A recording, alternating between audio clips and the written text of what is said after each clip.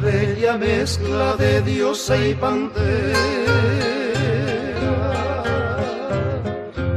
doncella desnuda que habita el Guayra.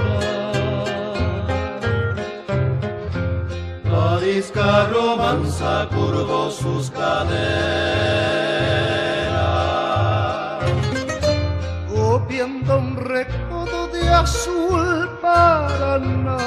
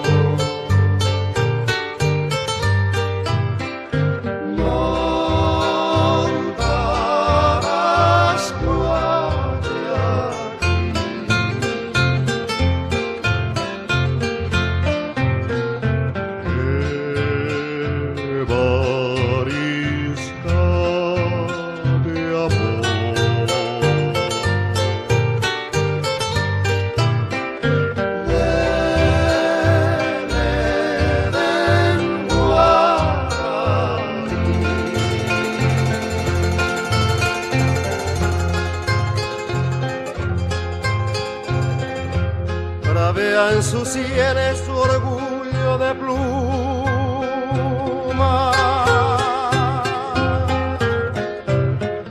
su lengua salvaje panal de Indusú,